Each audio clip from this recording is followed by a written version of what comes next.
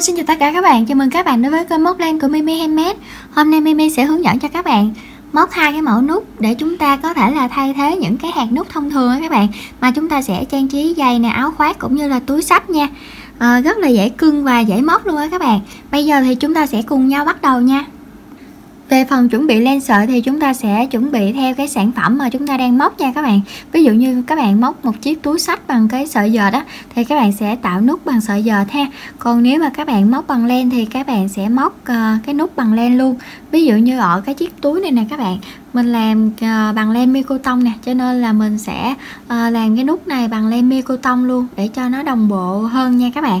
Và kim móc cũng vậy nữa. Các bạn có thể là sử dụng nút to thì các bạn sử dụng kim móc to hơn ha. Ở đây là mình móc mẫu cho các bạn, mình sử dụng kim móc hai đầu số 3, 4 nè các bạn, và mình sẽ sử dụng đầu số 4 mình móc. Và ở đây thì mình sẽ đo cho các bạn về cái size nút của chúng ta nha. Đây các bạn, cái size nút bên cái mẫu này sẽ là khoảng 1,8 cm đó các bạn, tương đương với khoảng 18 mm. Ở đây thì bên cái nút này thì nó cũng cỡ đó nè các bạn, cái size nhỏ nhất là 18 mm nè. Còn cái size lớn nhất nè các bạn thì nó sẽ tầm là 2,3 mm, 2,3 cm đó các bạn. Thì nếu mà sản phẩm áo khoác á các bạn, áo khoác mà em bé thì các bạn có thể là tạo những cái hạt nút nhỏ như thế này nè, hoặc là nút này nè các bạn thì nó nhỏ. Còn nếu như mà người lớn á các bạn có thể là trang trí bằng lớn hơn như thế này ha, túi xách rồi túi đựng điện thoại, hoặc là những cái gì đó mà các bạn thấy cần thiết. Còn không nữa các bạn có thể là làm trang trí á các bạn, rất là xinh xắn đối với những cái mẫu nút này nha. Rồi bây giờ các bạn sẽ chuẩn bị cho mình 3 cái màu len nha các bạn. Ở đây á, bên nút này á, mình sử dụng một ít màu này nè. Còn bên cái nút này thì mình sẽ phối cái màu hồng cam và màu trắng như thế này, cần một ít thôi à các bạn. Các bạn chuẩn bị thêm cho mình kéo cắt len và kim khâu len nha. Bây giờ mình sẽ hướng dẫn cho các bạn mẫu nút bên tay phải mình trước nha. Các bạn sẽ tạo một nút thắt trước. Sau đó các bạn sẽ móc lên 4 mũi móc xích. Các bạn móc lỏng tay 4 mũi móc xích này nha. Đâm kim vào cái chân móc đầu tiên này, tạo một mũi trượt nha các bạn. Móc lên một mũi móc xích nè. Chúng ta sẽ đâm kim vào khoảng trống của 4 mũi móc xích nè các bạn. Đây, cái khoảng trống đó nè.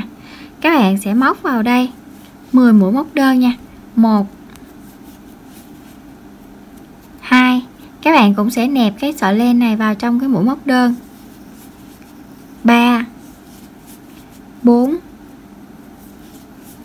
5 6 7 8 9 và 10. Rồi sau đó là các bạn sẽ trượt mũi vào cái chân móc bên đây nè các bạn, trượt mũi luôn nha. Chúng ta sẽ không cần quá đúng chân móc đâu nha các bạn. Rồi bây giờ các bạn sẽ không cần lên một móc xích nè, đâm kim vào trong cái khoảng trống này luôn. Các bạn sẽ móc 12 mũi móc đơn. 1 cũng sẽ nẹp cái phần len này vào trong mũi móc nè. 2 3 4 5 6 7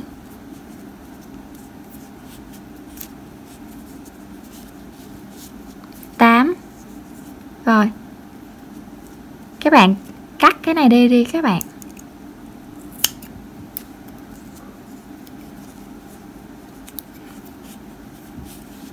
Chín 10, 2 mũi nữa. 11 mũi cuối cùng. 12. Rồi sau đó các bạn sẽ trượt mũi đi các bạn. Quên. Trượt mũi vào một cái chân móc kế bên đó các bạn. Rồi các bạn sẽ móc lên một mũi móc xích nè, kéo và cắt len nha.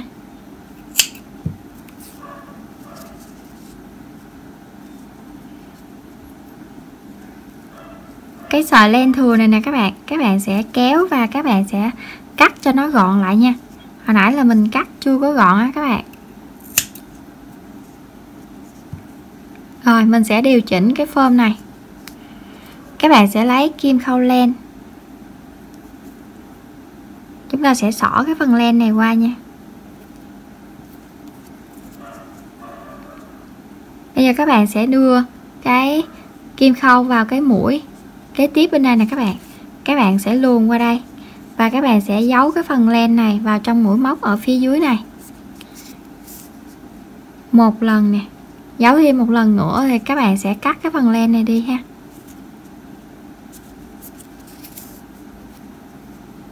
Rồi các bạn sẽ cắt cái phần len này đi.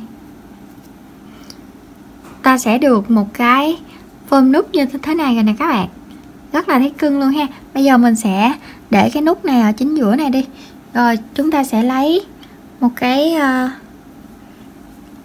màu len và chúng ta sẽ tạo cái mẫu nút còn lại nha các bạn. Các bạn sẽ tạo một cái vòng tròn nha, đưa kim móc vào vòng tròn này, các bạn sẽ kéo len qua, móc lên 2 mũi móc xích, quấn len, đâm kim vào vòng tròn này, các bạn kéo len qua, giữ nguyên như thế này nha các bạn. Và khi mà các bạn kéo lên, kéo bằng độ cao của 2 mũi móc xích bên đây, kéo một lần rồi đó, quấn len, đâm kim, kéo lần nữa là 2 rồi đó, quấn len, đâm kim, kéo lần 3. Các bạn tạo nút nhỏ thì các bạn sẽ kéo 3 lần như thế này nha, là nó sẽ giống cái nút màu trắng và màu tím nè các bạn, kéo 3 lần á.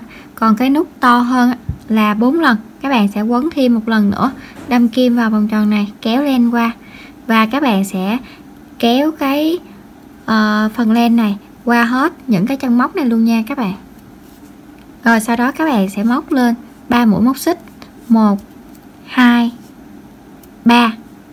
Rồi các bạn lại quấn len nè, đâm kim lần thứ nhất vào cái vòng tròn này, kéo len một lần, quấn len, đâm kim, kéo len 2 lần, quấn len, đâm kim, kéo len 3 lần, quấn len, đâm kim, kéo len 4 lần. Và các bạn nhớ tạo nút nhỏ thì các bạn sẽ kéo 3 lần thôi ha. Và các bạn sẽ kéo qua hết những cái vòng len trên kim như thế này luôn. Rồi bây giờ các bạn sẽ móc lên 3 mũi móc xích, các bạn lại quấn len, đâm kim vào vòng tròn này, kéo 4 lần cho mình, 1 2 3 4. Rồi bây giờ chúng ta đã kéo qua 4 lần và chúng ta sẽ kéo qua hết luôn nè các bạn. Đó, kéo qua hết cái này luôn. Các bạn lại móc lên 3 mũi móc xích, các bạn lại quấn len tiếp, đâm kim vào cái vòng tròn này, 1 lần, 2 lần,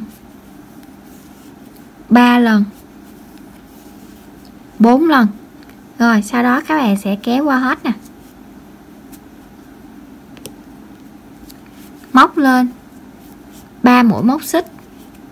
Rồi các bạn sẽ kéo cái vòng tròn này cho nó nhỏ lại ha, khít luôn cũng được nha các bạn. Các bạn sẽ trượt mũi vào cái dãy 3 mũi móc xích ở hàng đầu tiên á các bạn, chúng ta sẽ trượt mũi vào đây.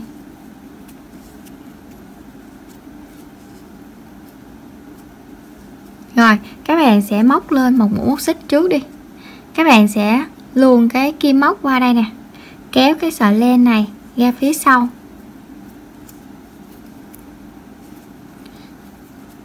từ một mũi móc xích này nè các bạn sẽ xoay ngược đầu móc lại và lận cái này lên. Chúng ta sẽ đâm kim vào cái nhánh đầu tiên này, các bạn sẽ móc là 3 mũi móc đơn vào đây. Cái chân móc hạt bắp này nè các bạn sẽ móc vào đây một mũi móc đơn. Cái dây bên cạnh các bạn sẽ móc 3 mũi móc đơn. Mũi hạt bắp các bạn sẽ móc vào đây một đơn. Cái dây bên đây các bạn lại móc là 3 đơn. Rồi tới hạt bắp một đơn. Tới dây cuối cùng này các bạn sẽ móc 3 mũi móc đơn vào đây. Các bạn kéo cái phần len này cho nó dài ra ha. Rồi chúng ta sẽ cắt cái phần len này đi. Lấy kim khâu len, chúng ta sẽ xỏ cái phần len này qua.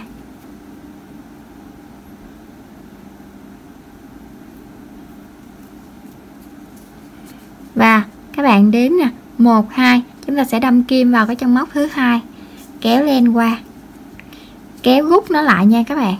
Sau đó các bạn lại đâm kim vào cái chân móc này nè các bạn, đâm kim vào chân móc này nha,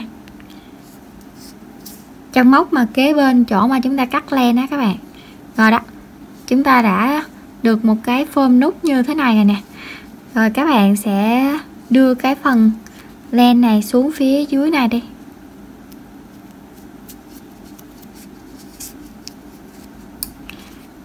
Bây giờ chúng ta sẽ cột nó lại.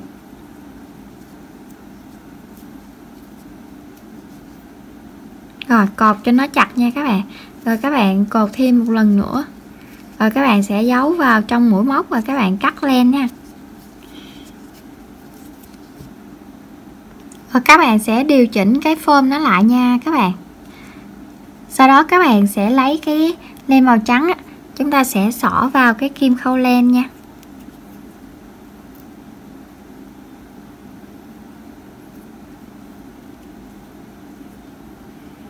Các bạn sẽ đâm kim từ phía dưới lên vào một cái ô bất kỳ nè.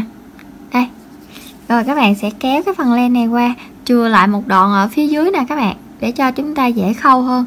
Rồi các bạn sẽ đưa vào bên dãy bên này nè, cái chân móc đối diện á.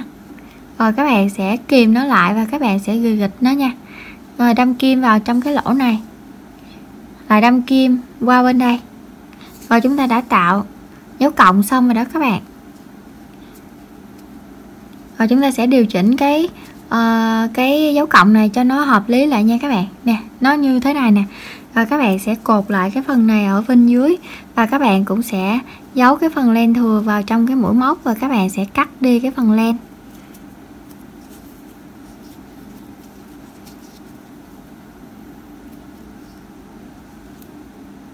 Đây mình đã giấu phần len xong rồi nè các bạn, và chúng ta đã được một cái form nút rất là dễ thương luôn.